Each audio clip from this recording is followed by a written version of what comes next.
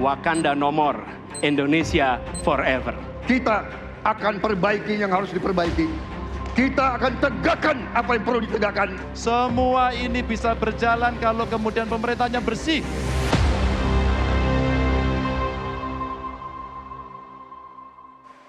Anda masih menyaksikan Breaking News debat ketiga Capres Pemilu 2024. Iya, dan kita lanjutkan sesi kita kali ini, tapi sebelumnya kita pertajam lagi nih, Tas.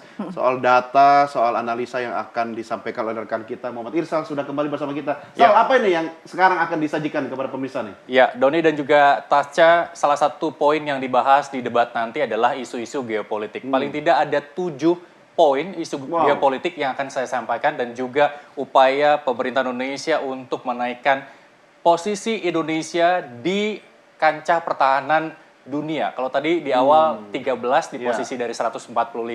Nah, di posisi 1 sampai 12 ada siapa saja kita akan kasih tahu. Silakan selengkapnya. Baik, pemirsa, kebijakan pemerintah Presiden Joko Widodo tentang peningkatan alat utama sistem persenjataan atau alutsista telah mengerek kekuatan militer Indonesia di kancah dunia. Kini kekuatan militer Merah Putih menuju 10 besar dunia. Data Global Firepower GFP 2023 menunjukkan kekuatan militer Indonesia berada pada peringkat ke-13.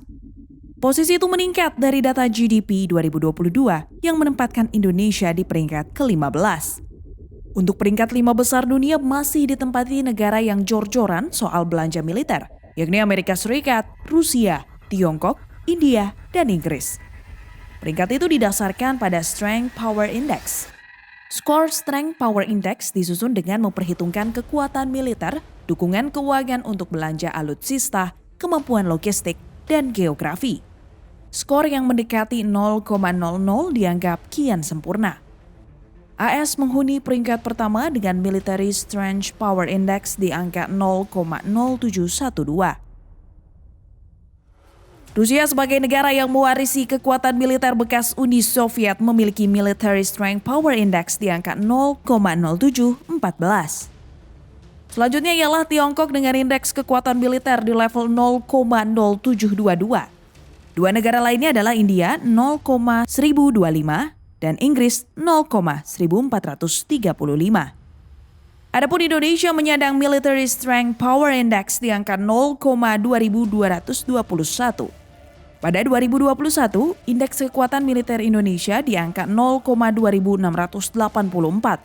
Sedangkan pada 2022 menyentuh 0,2251.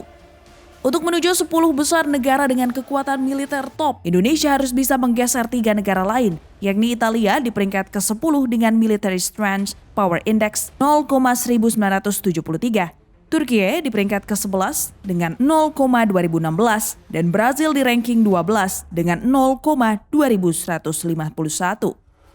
Memang Indonesia masih menjadi kampiun dalam hal kekuatan militer di Asia Tenggara. Namun untuk level Asia, Indonesia belum mampu menembus 5 besar. Penghuni 5 besar negara Asia dengan militer paling kuat ialah Tiongkok, India, Korea Selatan dengan indeks 0,1505, Pakistan 0,1694 dan Jepang 0,1711. Adapun kekuatan militer Indonesia untuk sementara masih di peringkat ke-6 di Asia. Militer Indonesia masih lebih kuat ketimbang Australia yang berada di peringkat ke-16. Negeri kanguru itu memiliki Military Strength Power Index 0,2567.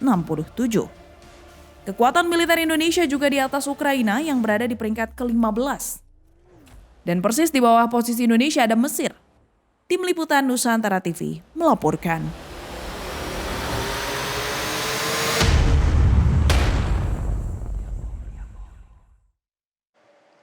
Ya, Indonesia sebagai negara kepulauan terbesar di dunia memiliki potensi strategis yang dapat membentuk peta geopolitik global. Posisi geografisnya yang strategis terletak di persilangan Samudra Indonesia, Selat Natuna Utara dan Pasifik menjadikan Indonesia sebagai simpul krusial dalam jaringan hubungan internasional. Keberagaman etnis, budaya, dan agama di dalam negeri bukan hanya menciptakan pondasi yang kokoh untuk diplomasi inklusif, tetapi juga memungkinkan Indonesia menjalin hubungan harmonis dengan berbagai negara, termasuk menjaga keseimbangan dalam dinamika hubungan internasional. Berikut isu-isu krusial geopolitik yang ada di Indonesia. Kita lihat grafis yang pertama, persaingan Laut Cina Selatan. Konflik mengenai klaim teritorial di Laut Cina Selatan antara Cina dan juga beberapa negara ASEAN termasuk Indonesia tetap merupakan isu sensitif. Kegiatan militer oleh Cina termasuk pembangunan militer di pulau-pulau buatan dan adanya insiden-insiden antara kapal-kapal Cina dengan negara-negara ASEAN dapat menimbulkan ketegangan. Kekhawatiran atas keamanan jalur pelayaran strategis dan potensi sumber daya alam merupakan aspek yang menuntut Indonesia untuk meningkatkan kapasitas pertahanannya. Selanjutnya yang kedua, ketidakstabilan di kawasan Indo-Pasifik. Pemirsa, meningkatnya ketegangan antara kekuatan besar seperti Amerika Serikat dan Cina di kawasan Indo-Pasifik mempunyai potensi mempengaruhi stabilitas regional. Dinamika ini bisa menciptakan perlombaan senjata dan meningkatkan risiko insiden militer yang dapat melibatkan Indonesia secara langsung atau tidak langsung. Berikutnya, kita bahas terkait dengan terorisme. Ancaman terorisme masih menjadi isu besar bagi keamanan Indonesia. Sel-sel terorisme baik yang terkait dengan jaringan global seperti ISIS atau kelompok lokal seperti Jemaah Islamiyah terus menjadi fokus bagi aparat keamanan Indonesia. Dan berikutnya ada cyber security. Ancaman siber menjadi perhatian baru dengan serangan siber yang potensial terhadap infrastruktur kritikal nasional, termasuk sistem pemerintahan, keuangan, dan juga pertahanan. Ini mengharuskan peningkatan kapasitas siber pertahanan di Indonesia. Selanjutnya, kita lihat grafis berikutnya berkaitan dengan konflik internal dan juga separatis. Isu separatis di beberapa daerah Indonesia, seperti di Papua, terus menjadi sorotan pertahanan negara. Pemerintah Indonesia mungkin perlu melanjutkan pendekatan yang mengintegrasikan aspek sosial ekonomi dengan penegakan hukum untuk memenangkan ataupun menangani masalah ini. Selanjutnya, ada juga berkaitan dengan bencana alam dan juga perubahan iklim. Indonesia terletak di cincin api Pasifik dan sering mengalami bencana alam seperti gempa bumi, tsunami, dan letusan gunung berapi. Perubahan iklim dan dampaknya termasuk naiknya permukaan laut dan cuaca ekstrim juga mempengaruhi keamanan nasional, memerlukan respon cepat dan efektif dari pihak militer dan agen-agen pemerintahan lainnya. Dan yang terakhir berkaitan dengan persaingan sumber daya alam. Persaingan atas sumber daya alam seperti perikanan dan energi juga bisa menimbulkan ketegangan dengan negara-negara tetangga. Demikian infografis yang dapat saya sampaikan. Infografis lainnya masih akan kami hadirkan kembali dengan sejumlah informasi lainnya dengan rekan kami Subki Abdul pada pukul 18 waktu Indonesia bagian Barat. Kembali ke Tasya dan juga Doni. Baik, terima kasih Irsal untuk pemaparannya. Dan kita nanti akan break dulu sejenak. Kita akan kembali lagi masih bersama dengan sejumlah narasumber untuk membahas kira-kira apa yang akan muncul dalam debat malam ini. Seperti apa persiapan dari masing-masing tim ses calon presiden. Kita akan kembali usai jeda komersial berikut.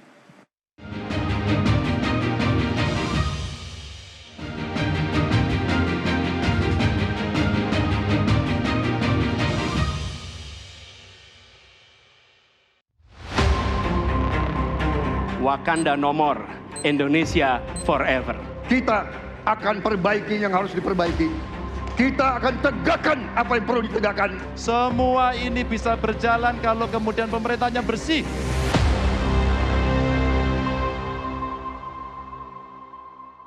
Ya pemirsa, 1,5 jam menuju debat ketiga Capres Pemilu 2024 dan Anda masih bersama kami di Breaking News. Masih bersama saya Tasya Lutmila. Dan saya Doni De Keizer. Dan di studio masih ada Ibu Adriana Elizabeth, analis hubungan internasional Universitas Pelita Harapan. Ya, dan kita juga akan berdiskusi dengan masing-masing dari wakil tim sukses calon presiden yang akan berlaga pada malam nanti. Pemirsa, kita akan berbincang nanti dengan Surya Chandra. Beliau adalah juru bicara dari calon presiden Anies Baswedan, dan juga nanti akan ada Irma Huta Barat, juru bicara dari calon presiden Prabowo Subianto, dan juga dari juru bicara tim calon presiden Ganjar Pranowo yaitu Diska Resa Putra. Dan sudah bergabung bersama kita melalui sambungan Zoom yaitu Surya Chandra. Pak Surya, selamat sore Pak Surya. Selamat sore, Mas. Iya, apa kabar Pak Surya? Sehat Pak Surya? Sehat, terima kasih. Oke, dan sepertinya juga Mas Diska sudah bergabung bersama kita. Apa kabar Mas Diska? Iya, terima kasih. Audionya Tapi saya masih belum bisa mendengar suara Mas Diska ya, sambil kita coba nanti perbaiki jalur suara Mas Diska. Saya ke Pak Surya dulu. Pak Surya, ini kalau bicara tentang kesiapan debat calon presiden malam nanti, calon Anda sudah sejauh mana persiapannya? Ada persiapan khusus mungkin? Kalau siap, sangat siap ya. Memang kita belajar banyak dari proses sejak bukan putaran, jadi sejak proses debat pertama, kedua, dan ketiga ini saya kira Pak Anies sangat siap. Khususnya karena keyakinan beliau untuk diplomasi ya. Tadi saya dengar sedikit bahwa pertahanan geopolitik yang paling besar itu bukan senjata, tapi diplomasi. Nah, Anies Baswedan ini jadi presiden akan jadi diplomat nomor 1 kita. Dia keluar sangat supel gitu dalam pergaulan internasional, bisa berbahasa Inggris secara langsung, jadi tidak mengurangi potensi kekeliruan pemahaman antar kepala negara misalnya. Juga keyakinan pada akal sehat ya, jadi kecerdasan, kemampuan kita berartikulasi dan berpendapat dalam konstelasi global, mulai dari yang dekat di ASEAN sampai ke global itu serasanya beliau cukup paham, dan nanti mudah-mudahan kelihatan itu Mbak dan Mas. Oke, Anda yakin sekali ya Pak Surya ya. Tapi kira-kira yang ditawarkan nanti kalau bicara substansi tentang soal pertahanan, keamanan, geopolitik, katanya ini kan ranahnya, mainannya calon presiden nomor 2 ini. Sejauh mana nih calon presiden nomor 1 siap menghadapi, atau malah siap 1 dan 3 mengeroyok 2 ini kira-kira Pak Surya? Saya malah khawatir paslon 02 itu jadi terlalu percaya diri ya, malah jadi belibet sendiri nanti. Karena yang jelas kita kan dengan menghadapi tantangan yang besar ya, tidak mungkin kekuatan itu dibangun dengan cuma satu unsur, harus keseluruhan unsur begitu. Jadi mulai dari yang soft power, hard power, itu harus jadi kombinasi yang kuat begitu. Jadi saya kira mudah-mudahan kita bisa lihat kualitas dari masing-masing capres seperti apa, dan kita tahu pikirannya seperti apa begitu. Karena yang nonton ini kan nanti tidak cuma Indonesia ya, mungkin kedutaan juga akan memperhatikan, jadi mereka bisa memprediksi seperti apa kira-kira negara ini ke depan secara geopolitik ya. Ya, Pak Surya, belajar dari debat calon wakil presiden sebelumnya, mungkin penampilan Caimin sudah menjadi bahan evaluasi atau dengan calon wakil presiden lainnya. Apa yang mungkin Anda bisa sampaikan yang akan disuguhkan malam ini oleh calon presiden Anies? Pak Anies akan menyampaikan yang bagi dia krusial ya, soal memang kita punya tantangan domestik, kita juga punya tanggung jawab global, walaupun itu tidak secara langsung, misalnya kasus di Palestina, juga di Rohingya yang langsung sudah sampai ke sini begitu. Ini perlu jadi perhatian, tetapi masalah keamanan di Papua juga di banyak daerah perbatasan itu jadi krusial. Salah satu yang jadi concern itu persoalan pulau kecil terluar dan batas negara kita. Jadi kita punya 111 pulau yang itu berbatasan langsung dengan negara lain. Nah, ini perlu perhatian khusus karena tampaknya istilahnya tuh effective occupation itu harus kita tunjukkan ya, penguasaan efektif itu untuk bisa mengklaim. Jadi pagar Nusantara ini aja belum lengkap Mas dan Mbak. Jadi kita perlu lengkapi, dan beberapa hal lain yang akan dia sampaikan, mudah-mudahan jadi kejutan nanti. Oke, kita tunggu kejutannya Tasya. Tapi sebelum Tasya ke Mas Diska, mungkin saya juga akan informasikan kepada Anda pemirsa bahwa kita sedang menantikan hubungan dengan Ibu Irma Huta Barat. Beliau adalah juru bicara dari calon presiden Prabowo Subianto yang sampai saat ini sedang berusaha untuk mencari lokasi yang tepat agar bisa terhubung atau terkoneksi secara virtual bersama kami yang ada di studio. Nanti akan ada bersama kita juga Irma Huta Barat. Silakan Tasya. Oke, sebelum saya ke Mas Diska, saya ingin ini agar jadi pertanyaan yang sama mungkin untuk dua tim ses di sini. Tapi ke Pak Surya terlebih dahulu. Pak Surya, kalau kita mengingat-ingat lagi debat pertama Capres, itu dari pembukaan saja kita ingat, Doni mungkin ingat betapa agresifnya paslon nomor urut 1. apakah hari ini strateginya akan semenyerang Serang, itu, iya. semenyerang itu dari bagian visi misi, tidak akan menjabarkan visi misi, tetapi langsung melakukan serangan?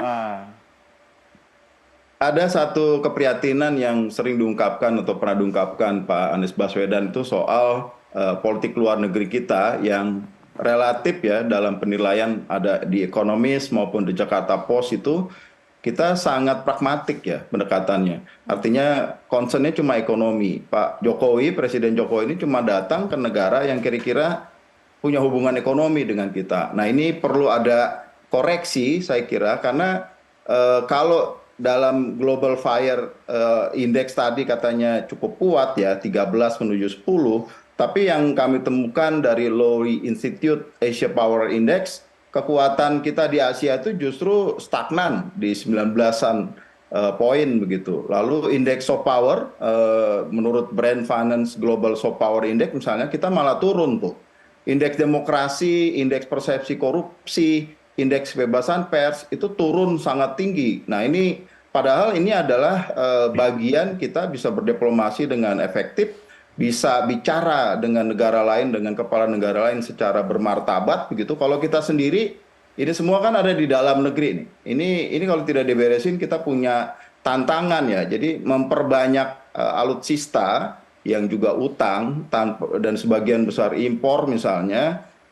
Cuma 10% tuh kan yang industri strategis nasional yang dari anggaran yang dianggarkan oleh Pak Prabowo misalnya begitu, itu malah membuat negara lain jadi tense ya, jadi tegang.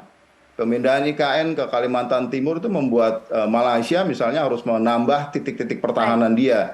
Kita kan sering tidak diceritakan soal-soal seperti ini. Nah ini saya kira Akan bagi jadi Pak bahan Anies serangan akan ya Pak menjadi, Surya? poin penting gitu.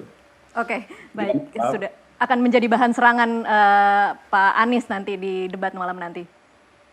Ya mudah-mudahan ya kita siapkan mau banget. Itu Oke. satu peluru Satu ya. peluru Kita ya, catat oke. satu peluru yang Baik. disiapkan. Kita pindah ke Mas Diska. Mas Diska mungkin bisa kasih sedikit gambaran persiapan di balik layar, baik itu fisik maupun mental. Adakah simulasi, siapakah coachnya? Mungkin bisa dibocorin sedikit Mas Diska. Berapa kali latihan dan apa yang jadi catatan dari latihan-latihan Pak Ganjar? Ya, yang perlu kita ketahui Mbak, sebenarnya untuk menjelang debat sekarang ini nanti sekitar jam 7 malam ya. Iya. Jadi tidak ada persiapan yang sangat benar-benar khusus ya.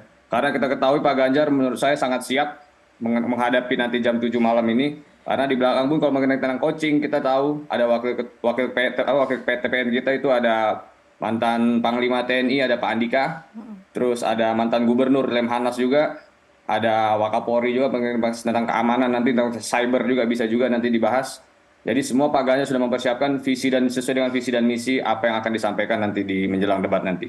Oke, seperti apa nanti posisi pasangan nomor urut 03 ketika memaparkan visi misi? Karena kita kan selalu tahu bahwa nomor 1 itu adalah perubahan, nomor 2 keberlanjutan, nomor 3 nanti akan seperti apa yang bahan jualan untuk pertahanan keamanan geopolitik dan hubungan internasional? Ya, pertama tentang ini ya, tentang kesejahteraan prajurit di awal itu seperti itu utama itu yang kita disampaikan mengenai tentang kesejahteraan prajurit, bagaimana prajurit itu kita lihat kan sekarang banyak prajurit tapi banyak yang anak-anaknya juga belum terlalu sejahtera. Makanya diutamakan tentang kesejahteraan prajuritnya seperti itu, Mbak. Oke, baik, kesejahteraan prajurit ya. Ada juga catatan soal Ganjar akan mengungkapkan soal sistem pertahanan 5.0, janji untuk memodernisasi pertahanan sakti atau perkasa dengan keunggulan teknologi 5.0, kemudian mengusung transformasi pertahanan berdasarkan doktrin sistem pertahanan rakyat semesta. Bisa dielaborasi lebih jauh apa maksudnya dari pertahanan rakyat semesta ini, Mas Diska? Ya kita ketahui kan nanti akan ada namanya digitalisasi, Mbak. Nah itu yang akan kita hadapi, digitalisasi, modernisasi, bagaimana kita bisa menghadapi mengenai tentang data. Data ini tidak seperti data masyarakat WNI, tidak akan kehilangan seperti apa, itu yang harus dipertahankan. Pertama, kedua, itu kan masuk dalam visi kita 8 poin kedua itu kedaulatan NKRI dengan sistem pertahanan 5.0 itu. Terus mengenai tentang industri pertahanan juga ada di situ, Mbak. Oke, ada kekhawatiran tidak Mas Diska posisi calon Presiden Prabowo Subianto sebagai Menhan tentunya akan lebih menguasai dan mungkin akan terlihat lebih menguasai panggung debat malam ini. Seperti apa persiapan dari Pak Ganjar? Menurut saya sih tidak ada keraguan ya, karena kita lihat wakil presiden kita, cawapres kita juga pernah menjadi mantan Menteri Pertahanan di era Pak Gus Dur. Jadi mungkin ada banyak masukan-masukan semua di situ mengenai tentang ilmu pertahanan ya, Mbak.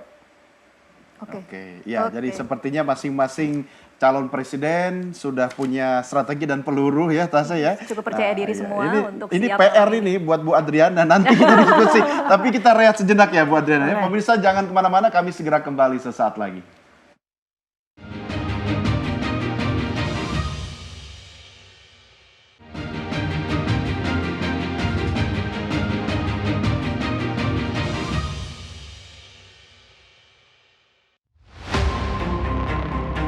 Wakanda no more, Indonesia forever.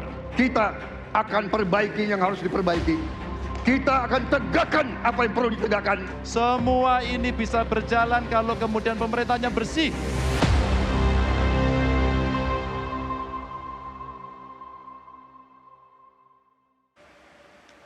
Ya pemirsa, terima kasih Anda masih menyaksikan Breaking News debat ketiga Capres Pemilu 2024. Kita masih melanjutkan perbincangan pada malam hari ini. Iya, dan kembali ke Ibu Adriana Elizabeth, analis hubungan internasional dari Universitas Pelita Harapan. Bu Adriana, terima kasih masih tetap setia bersama kita di segmen ini sampai nanti malam ya Bu ya. Ini sudah ada dua orang yang mewakili calon presiden, mereka masing-masing tadi kita sudah dengarkan Pak Surya dan juga Mas Diska menyampaikan strateginya. Kalau analisa Anda sendiri, Bu Adriana, kira-kira yang akan menguasai panggung malam nanti terkait dengan geopolitik nih, kalau kita kaitkan dengan isu Laut Cina Selatan misalnya. Iya. Saya nggak mau ke isu yang sama lagi tuh.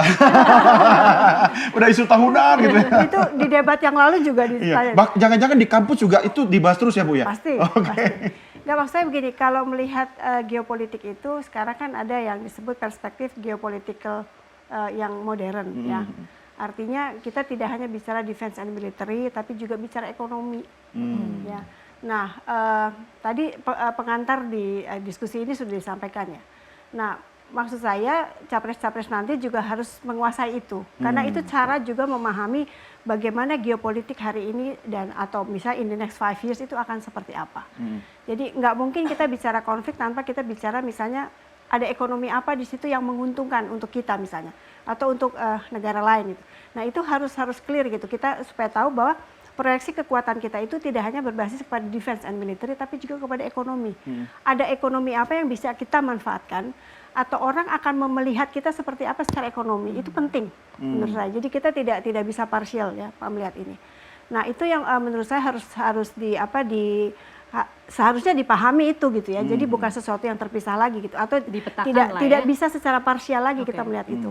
Artinya tidak salah dong kalau misalnya tadi kan Pak Surya Chandra mengkritisi soal Pak Jokowi yang lebih fokus soal negara-negara yang ada kaitannya dengan hubungan ekonomi saja gitu. Ya. Artinya itu tidak salah dong ya? Tidak salah, karena di dalam itu tadi yang saya bilang. Nah, yang menarik dua bapak-bapak yang dari paslon satu dan tiga. Saya melihatnya yang disampaikan dalam beberapa menit yang lalu itu masih sifatnya inward looking. Itu tidak salah karena kita memang harus membangun negara kita itu sekuat mungkin supaya apa yang masih menjadi sesuatu yang tertinggal kita bisa perbaiki. Nah, setelah kita menjadi negara yang kita bayangkan kita akan sejahtera, akan stabil dan sebagainya, kemudian kontribusi kita apa? Itu kan harus balance. Jadi kita meningkatkan diri kita itu untuk bisa mencapai satu kepentingan tertentu. Maksudnya kontribusi kita ini sebagai bangsa di kawasan atau di dunia internasional? Di dunia internasional karena seperti tadi Pak Surya bilang debat ini dilihat oleh dunia internasional. Betul. Itu orientasi kita harus seperti itu. Artinya kalau Indonesia mau berkontribusi secara ekonomi harus lebih kuat dan maju juga dong ya? Jelas. Nah itu tadi yang saya bilang kita harus melihatnya dua sisi. Bagaimana kita melihat diri kita secara ekonomi. Apakah betul kita masih punya kekayaan yang besar? Tahun 80 sudah ada prediksi kekayaan kita mulai menurun. Tahun 80 berarti sekarang mesti diulang lagi tuh. Di pertambangan, di kehutanan, di perikanan, perkebunan segala kita harus mengkalkulasi lagi. Karena itu yang dibidik oleh negara lain terhadap kita. Kita juga pada saat yang sama harus memprediksi di kawasan-kawasan mana yang kita bisa membangun kerjasama di sektor ekonomi supaya kita lebih kuat. Nah, kenapa saya menekankan ekonomi? Karena untuk politik keamanan, Indonesia relatively posisinya baik. Kita punya kontribusi banyak sekali di ASEAN, yang terakhir kemarin di G20. Tapi economically menurut saya itu yang harus lebih ditingkatkan. lagi. Ya. Cuman bukan berarti kemudian kalau berfokusnya hanya ke ekonomi saja. Jadi itu harus jelas di situ. Nah, yang menarik tadi Pak Surya bilang soal diplomasi ya. Nah, diplomasi itu esensinya dua. Itu adalah bagaimana kita bernegosiasi dan kita berkomunikasi. Artinya konten yang kita bawa tuh harus jelas. Apa yang kita tawarkan dan apa yang kita mau gain something dari orang lain atau negara lain itu harus clear. Nah, itu menurut saya justru akan menaikkan posisi kita. Oke, nah tadi juga kalau kita dengarkan statement dari Mas Diska ya, Bu Adriana, jadi Pak Ganjar sangat confident karena ada Pak Prof Mahfud di situ yang pernah menjabat sebagai Menteri Pertahanan di era Presiden Gus Dur. Nah, tapi kan masih di tataran secara umum ya. Artinya apa yang bisa Anda sampaikan kepada Mas Diska atau dengan calon Presiden Ganjar terkait dengan apa yang harus dia sampaikan malam nanti?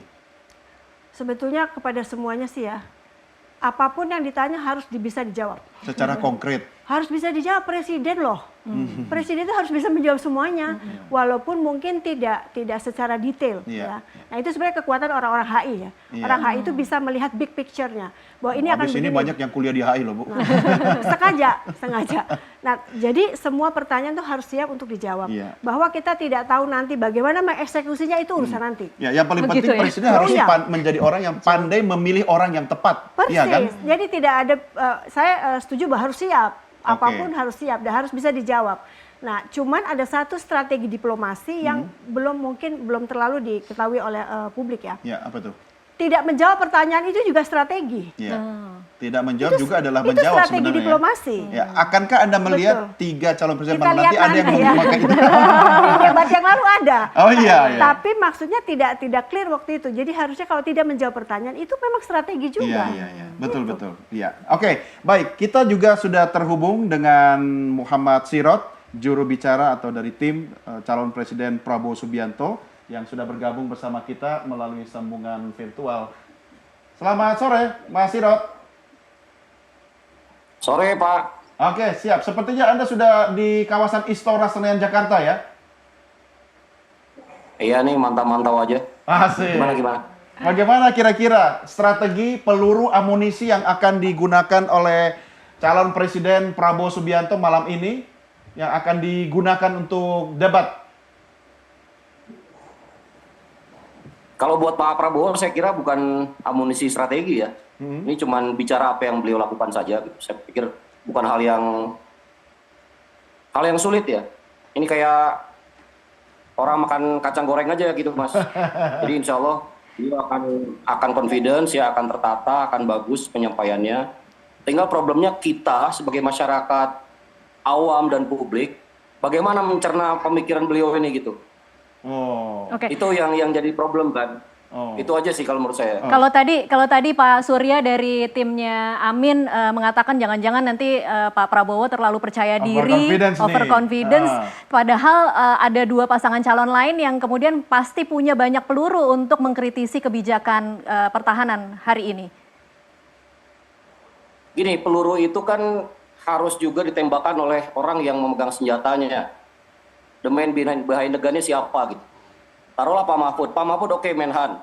Tapi beliau tentara bukan. Beliau pernah nggak sih bersama dengan prajurit tempur? Beliau pernah nggak sih membuat suatu kebijakan alutsista diperintah oleh presiden untuk 25 tahun ke depan seperti Pak Prabowo? Beliau pernah nggak sih menggunakan anggaran 50 triliun? Sehingga menaikkan level kekuatan militer kita sampai sekarang. Nah, pertanyaan-pertanyaan kayak begini nih susah juga nih barang mau dibanding-bandingin. Susah. Oke, sebentar. Saya tertarik statement Anda, Mas Sirot. Ini kan Anda tadi mengisyaratkan bahwa jangan-jangan nanti jawaban Pak Prabowo itu malah sulit dimengerti oleh calon presiden yang lain. Atau kalau saya terjemahkan, mungkin masyarakat sulit menerima jawaban-jawaban dari Pak Prabowo. Bukankah seharusnya debat malam nanti adalah mempermudah ya, membuat sederhana jawaban-jawaban itu sehingga mudah dipahami oleh masyarakat? Saya bukan mau mengkritisi soal atau membahas masalah gaya komunikasi Pak Prabowo, enggak. Beliau ini orang yang memimpin partai partainya sekarang nomor 3 besar secara perolehan kursi DPR dan nomor 2 secara perolehan suara ya. Jadi soal komunikasi publik saya kira sudah lewat lah ya. Dibanding kita ini yang jubir gitu ya, yang baru muncul mungkin sekarang ini, kita juga mungkin baru belajar lah masalah komunikasi publik ya. Cuman maksud saya begini, dalam memahami pertahanan keamanan ini nggak gampang gitu. Jadi kalau ibaratnya kita ikutin kuliah itu ada SKS lanjutan gitu. SKS dasarnya apa dulu gitu. Nah ini yang perlu kita pahami bersama, sehingga perlu baik sangka yang tinggi dari kita untuk memahami bagaimana strategi alutsista di masa depan. Ini contoh aja misalnya ada salah satu cawapres ya bilang bahwa ini ngapain ngutang-ngutang besar-besar untuk alutsista gitu. Ini kan satu hal komunikasi yang untuk orang awam mungkin kelihatan bagus. Ya ngapain sih kok ngutang-ngutang alutsista, kita lagi damai-damai begini. Secara sepintas ini bener nih buat awam, buat orang yang nggak ngerti. Tapi kalau orang yang ngerti mungkin dia akan ngomong begini, jangankan lagi perang nih, lagi damai aja kita punya duit, kita belum tentu bisa beli peralatan alutsista gitu. Nah itu contoh satu diskursus bahwa masalah hankam, terutama alutsista, itu nggak bisa dipahami oleh orang sembarang orang gitu menurut saya. Iya. Itu aja sih Mas. Mas Sirot, sebentar ini sebelum Tasya akan ambil alih, ada yang menarik soal ilustrasi yang Anda sampaikan tadi. Saya menangkap bahwa ini soal asuransi pertahanan keamanan. Nah, kadang-kadang juga kalau kita bicara beli asuransi, kita nggak sempat membaca buku yang tebal dengan tulisan yang rapat itu, sehingga kita kemudian menyetujui sebuah kontrak asuransi. Apa yang bisa Anda sampaikan bahwa nanti calon Presiden Prabowo Subianto akan menjelaskan soal yang menurut Anda ini sangat penting soal masa depan bangsa kita, tapi dalam bahasa yang sederhana? Oke. Jadi ada satu hal yang saya pelajari ini yang paling gampang aja ya buat masyarakat awam. Prabowo itu punya pemikiran FUSE, Food, Energy, Water System. Ini sistem pertahanan keamanan modern dan terbukti pada saat COVID kemarin ya, di mana suatu negara, tesisnya begini, suatu negara yang berdaulat, makanan, food, energi, dan air, FUSE ya, S-nya itu sistem, maka negara itu cenderung untuk kuat, sulit untuk diintervensi oleh bangsa lain. Jadi kita belum ngomongin pertahanan keamanan dari sisi alutsista nih Mas. Baru dari 3 sektor itu. Iya. Di mana kami di Dewan Pakar berdiskusi dan kita nggak boleh parsial gitu. Misalnya saya kepakaran saya di air ya. Tapi saya diminta oleh guru-guru kami, oleh profesor-profesor, oleh dokter-dokter yang memang pakar di pangan untuk ikut diskusi. Begitu juga saya dikirim oleh Kang Burhanuddin Abdullah itu ke Unibrau belajar mengenai misalnya thorium. Satu energi baru masa depan untuk mungkin nanti kemungkinan bisa ganti masalah misalnya pembangkit-pembangkit kita yang berbasis batu bara misalnya. Nah itu contoh bagaimana Prabowo berpikir strategik ya, termasuk Dewan Pakarnya ini, para pemikir, para ahli semua berkumpul di sana untuk membangun sistem pertahanan keamanan bukan dari soal senjata tapi dari basicnya dulu gitu. Di situ Mas. Ya. Oke, baik.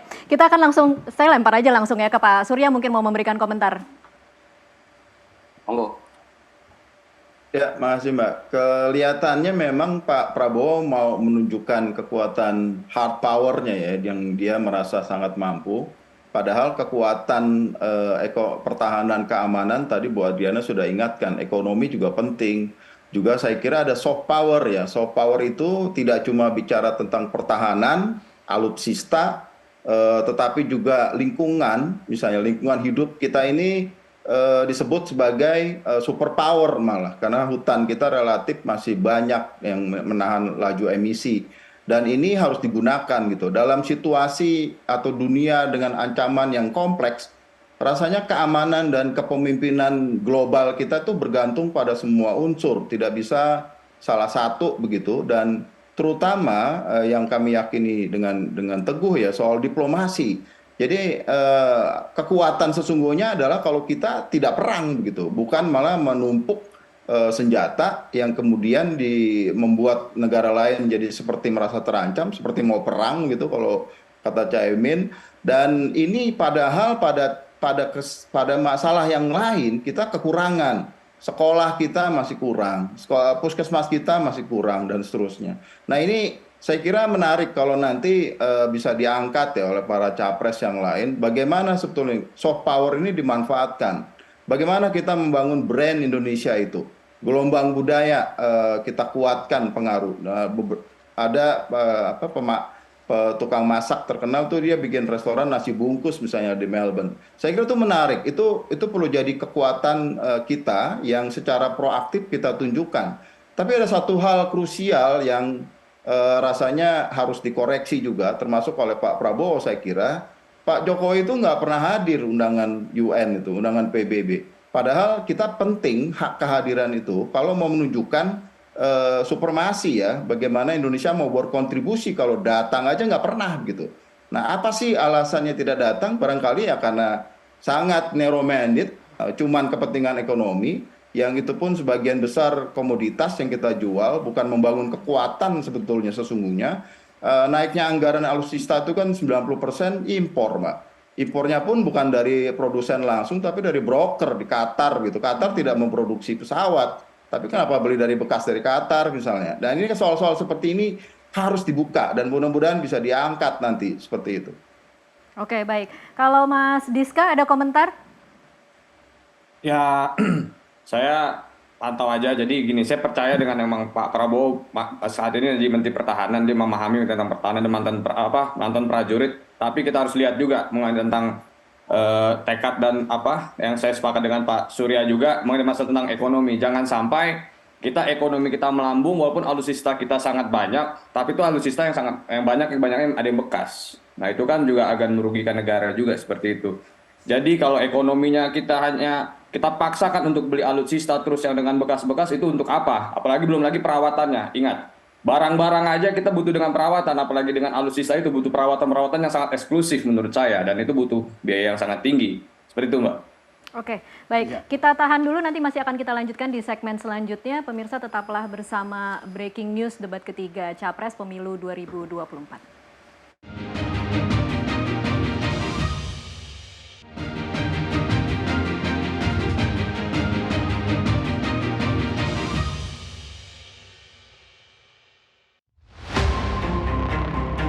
Wakanda no more, Indonesia forever. Kita akan perbaiki yang harus diperbaiki. Kita akan tegakkan apa yang perlu ditegakkan. Semua ini bisa berjalan kalau kemudian pemerintahnya bersih.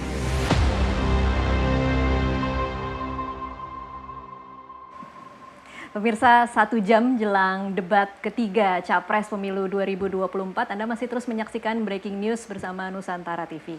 Sepertinya kita menghitung waktu ya. Iya. Padahal yang berdebat bukan kita. Tapi kan ini dinantikan oleh seluruh masyarakat Indonesia. Tapi menarik tadi ya Bu Adriana, kita sudah melihat dari 3 tim ses calon presiden sudah mulai kelihatan ini siapa menyerang siapa ini. Apakah malam nanti akan begitu kira-kira dengan presidennya? Kelihatannya bisa proyeksinya akan ke sana. dan kayaknya kisi-kisi serangannya juga sudah mulai terlihat. Nah, itu dia. Oke, kita akan coba melihat bagaimana situasi di Istora Senayan jelang debat. Mungkin kita bisa saksikan seperti apa situasi di sana. Ya, sepertinya sore menjelang petang ini suasana di kawasan Senayan Jakarta Pusat agak berbeda, Tasya. Kalau biasanya di situ jadi sentra aktivitas konser olahraga ya. Atau nyari bubur ayam bagi ini jadi sentra politik malam ini, dan semua mata tertuju ke kawasan Istora. Dan tentunya juga kami akan mengawal Anda untuk mengikuti jalannya debat calon presiden hingga tuntas malam nanti. Kita rencanakan sampai jam 23.00 ya, Tasya ya. 23.00. Jadi pastikan Anda tetap bersama Nusantara TV untuk menyaksikan seperti apa pembahasan usai debat nanti malam. Betul. Dan ini sepertinya adalah gambar yang langsung di depan ya, pintu atau kawasan masuk Istora. Tadi beberapa kendaraan dari masing-masing tim atau pendukung calon presiden sudah tiba, saya lihat, dan ada juga simpatisan, dan ada saya lihat juga beberapa kalangan selebritas ya atau artis yang juga mendukung salah satu calon presiden. Dan biasanya sih menjelang nanti pukul 19.00 akan lebih banyak lagi pemirsa yang akan hadir. Oke, kita tinggalkan dulu kawasan Istora, kita kembali ke studio. Bu Adriana, apakah cermin yang tadi kemudian disampaikan oleh ketiga tim ses ini kira-kira akan mengerucut dengan statement yang disampaikan oleh calon presidennya malam nanti? Ya, Saya berandai-andai ya. Kalau saya yang jadi capres nih, ini kan topiknya banyak sekali dan berat-berat gitu. Saya nggak akan menyampaikan semua. Saya akan sampaikan satu yang paling saya kuasai, kira-kira gitu. Bahwa nanti akan ada pertanyaan itu urusan lain lah. Dan tadi saya sudah bilang, setiap pertanyaan memang harus diusahakan untuk dijawab meskipun secara singkat. Untuk menunjukkan bahwa presiden harus tahu semua. Betul. Presiden tidak boleh bilang saya tidak tahu, nggak boleh, itu harus tahu semua. Nah itu, nanti akan seperti apa? Menurut saya mungkin gambaran sedikit dari diskusi kita ini itu bisa kita proyeksikan ke sana, terutama karena posisi Pak Prabowo ini memang khusus menurut saya karena beliau Menhan, kemudian sudah ikut capres-capresan beberapa kali, jadi itu akan jadi sasaran-sasaran empuk kira-kira begitu. Empuk, benar ya, sasaran empuk. Bagaimana caranya supaya tidak jadi sasaran empuk nanti malam? Artinya, Anda udah nyerang ya. Jawabannya harus tadi yang saya bilang. Saya tidak bisa sekedar menjawab bahwa oh Anda bukan. Kalau tadi kan kita menyaksikan jawaban dari Mas Surat adalah melihat the man behind the gun gitu. Apakah mereka pernah menjadi tentara? Apakah jawaban-jawaban seperti itu kemudian akan bisa terlontar dari calon 02? Istilah itu bisa diterima oleh orang-orang yang memang mengikuti, mengetahui perkembangan defense itu seperti apa. Tapi masyarakat umum itu harus diberikan narasi-narasi yang lebih mudah dicerna. Gitu ya. Misalnya the man behind the gun itu apa? Emang semua orang paham itu misalnya. Jadi harus ada misalnya siapa yang menggunakan senjata itu penting. Jadi artinya apa? Misalnya SDM misalnya. Orang-orang yang ada di dalam sistem pertahanan itu harus memahami, harus tahu gitu. Nah, bahasa-bahasa yang lebih lugas, lebih sederhana supaya masyarakat lebih paham. Nah, apalagi mohon maaf ini mungkin pengamatan secara cepat saja, generasi Z hari ini menurut saya memang mereka terpolarisasi, tapi jarang sekali mereka yang mau membaca secara sungguh-sungguh. Mereka hanya baca caption-caption yang dan itu kalau tidak dipahami itu bisa keliru gitu. Nah, apalagi kalau kemudian dia hanya mengopi tapi tidak persis tahu arti dari apa yang disampaikan oleh para capres misalnya. Itu menurut saya bisa disinformasi justru. Baik. Bu Adriana, Tasya, kita akan memberikan waktu di ujung sesi kita ini dengan durasi paling tidak ya 20-30 detik kepada masing-masing tim ses. Saya mulai dari Pak Surya Chandra. Pak Surya, apa yang bisa Anda sampaikan paling tidak untuk para penonton dan masyarakat kita malam nanti bahwa calon presiden Anda akan menyuguhkan konsep yang menjadi jawaban dari pertanyaan masyarakat Indonesia. Pak Surya, silakan. Yang jelas yang pertama ya, memang dengan ancaman yang di dunia dengan ancaman yang kompleks ini, keamanan dan kepemimpinan kita itu bergantung pada semua unsur. Jadi semua talenta, semua kekuatan harus kita kerahkan gitu. Jadi tidak cukup cuma dengan hard power, tapi soft power terutama, karena jelas kita kenapa harus utang untuk beli alutsista kan karena keterbatasan fiskal gitu. Nah, kekuatan diplomasi itu jadi satu pintu masuk untuk memastikan bahwa pengaruh global kita juga menguntungkan secara ekonomi, secara budaya. Kita tidak cuma menerima serbuan K-pop ya. Kenapa kita tidak mengirimkan juga yang sebaliknya, belajar dari sana. Dulu kita pernah beli kapal selam dari Korea Selatan. Saya dengar dari yang negosiatornya, kebetulan dosen saya dulu, kenapa kita tidak beli dari Jerman? Ternyata Korea Selatan itu awalnya beli dari Jerman begitu. Jadi cuman ketika dia kirim teknisi untuk belajar maintenance itu kapal selam, dia kirim doktor segala macam. Supaya apa? Supaya belajar dan kemudian dia bikin sendiri. Nah, bagaimana kita mendorong ke arah situ? Sementara anggaran keamanan pertahanan keamanan kita 90% itu untuk impor untuk dalam konteks alutsista. Cuma 10% yang kita gunakan untuk penguatan industri dalam negeri. Walaupun sudah ada komitenya gitu. Jadi saya kira semua hal, semua kekuatan harus dikerahkan. Mudah-mudahan nanti muncul ya. Jadi kita tidak cuma melihat orang yang sok gagah-gagahan begitu, menunjukkan kekuatan, karena sepertinya bukan di situ gitu loh. Kekuatan geopolitik tidak ditentukan cuma dari soal gagah atau lemah. Tapi banyak hal yang harus kita pertimbangkan. Baik. Terima kasih. Mas Sirot, waktu Anda maksimal 30 detik, silakan. Kata kuncinya adalah? Baik.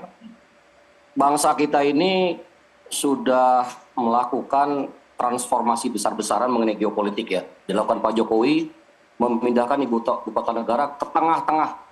Itu yang digariskan oleh Bung Karno. Jadi secara strategik, geopolitik itu sudah benar ya. Jadi kalau teman-teman ikutan Lemhanas pasti paham lah apa itu geopolitik dan kenapa penting sekali menempatkan ibu kota negara di tengah-tengah, di mana Jakarta sebagai DKI itu sudah tidak bisa memenuhi. Apalagi ngomongin pertahanan keamanan ya, secara lingkungan saja sudah tidak memenuhi syarat. Itu sudah benar. Nah, transformasi berikutnya adalah bagaimana agar kepala kita tegak ya di antara negara-negara multilateral. Jadi kutub-kutub baru ini kan bermunculan nih pasca perang dingin ini udah selesai ya. Terus dua kutub ini udah selesai, muncul kekuatan-kekuatan baru. Maka kita harus ambil kesempatan besar ini gitu.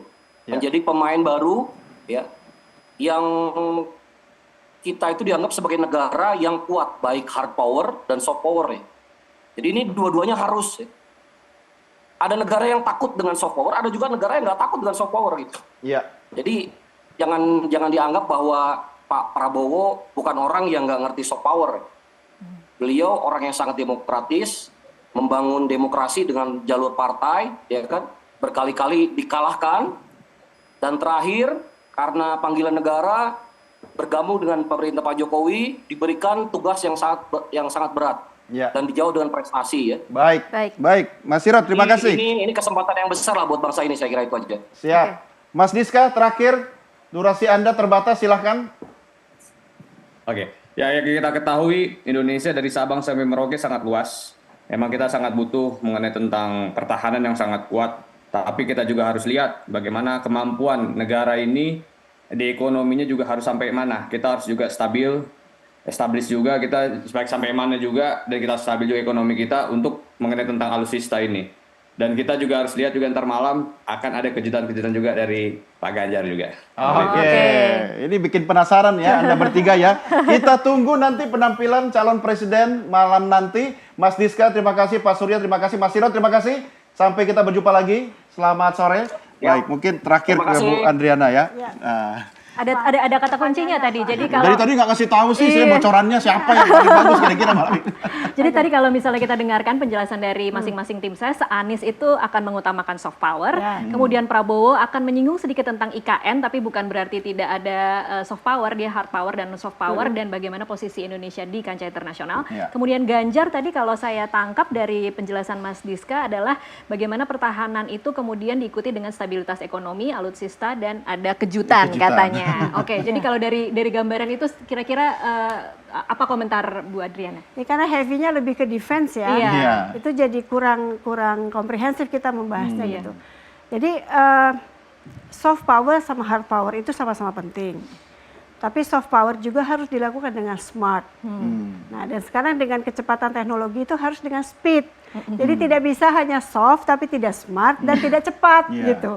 Nah, kalau kita sedikit mengulas perang yang terjadi di Ukraina misalnya, itu analisis orang-orang yang mengikuti perang di sana itu terkait dengan cyber security misalnya. Itu kan tadi tidak sempat dibahas ya. Nah, padahal dengan cyber security itu tuh mengubah pola perang. Itu kita harus perhatikan tadi speed, kecepatan, strateginya seperti apa, dan skill. Jadi saya melihat ini keyword-keywordnya sudah ada lah ya, tapi menurut saya belum nendang gitu. Kalau menurut saya sih, karena mungkin nendangnya nanti kejutan-kejutannya itu. Mudah-mudahan, asal jangan terkejut yang lain. Terkejut kecewa karena tidak terjawab begitu ya. Itu dia. Tapi kalau memang strateginya tidak menjawab pertanyaan tadi ya, artinya memang itu salah satu. Tapi pertanyaannya Bu, kalau misalnya apa yang Anda dan masyarakat tanyakan tapi tidak terjawab malam nanti kan sudah tidak ada kesempatan lagi. Ya. Nah ini debat ini penting karena paling tidak bisa mengubah sekitar 10% suara ya dari yang mungkin tadinya ragu dengan calon 1, 2, 3 itu kemudian akhirnya oke, saya pilih dia lagi. Jadi memang ini cukup menentukan, tapi saya percaya memang ini sangat sulit ya, topik ini berat sekali. Apalagi dengan durasi yang terbatas. Persis, belum semua hal kita bicarakan. Padahal dunia internasional itu, petanya peta isunya besar, aktornya banyak, kita tidak bicara para diplomasi. Para diplomasi itu Diplomat itu bukan cuma negara, misalnya seperti itu. Terus konflik, kerjasama dan sebagainya. Kita tuh sebenarnya membidik kawasan mana sih? Nggak terjawab juga. Ya, jangankan mereka Bu Adriana calon presiden dengan durasi terbatas, kami aja yang siaran lebih panjang durasinya dengan capres debat, belum semua bisa kita bahas gitu kan. Tapi paling tidak bisa memberikan highlights lah kepada masyarakat gitu kan. Ya, artinya saya melihat ini akan beratnya kalau Pak Prabowo nanti mungkin akan ke isu defense. Itu yang most possibly beliau akan atau sudah menyiapkan argumentasi ya sebagai Menhan juga. Nah kalau Pak Anies kan jelas tadi memang penekanannya ke diplomasi, tapi again saya bilang bukan hanya soft ya, harus juga smart and speed, karena itu penting sekali gitu. Nah kalau Pak Ganjar ini memang menurut saya masih inward looking tadi ya. Sekali lagi itu tidak salah, tetapi juga kita harus berpikir bahwa yang kita lakukan ini nanti untuk apa sih? Untuk kita sendiri atau kita juga akan berkontribusi sesuatu ke region atau ke internasional gitu.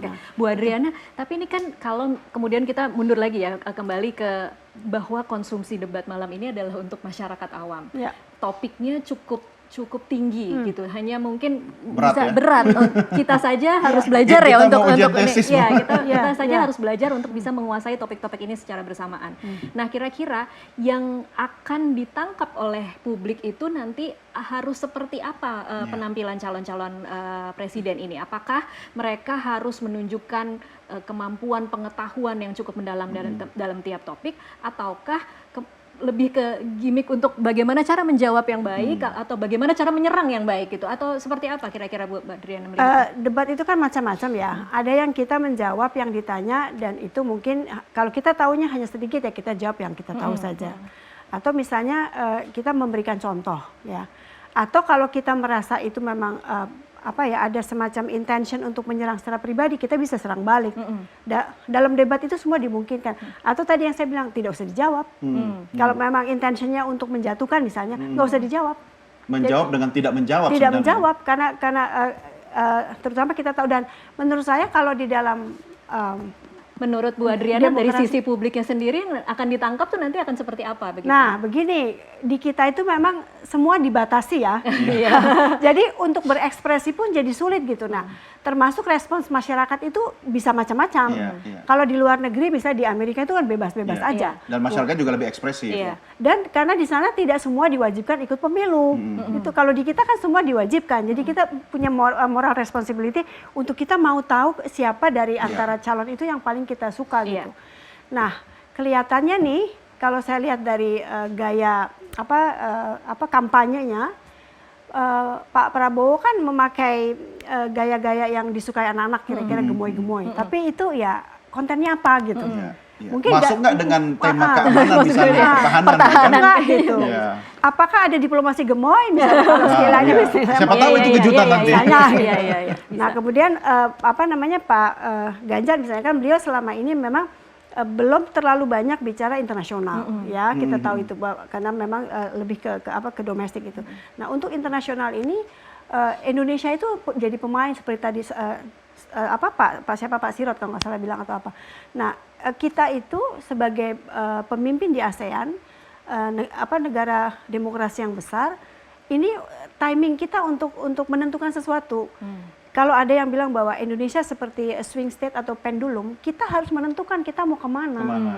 Jadi jangan kita dipengaruhi oleh siapa. Nah itu.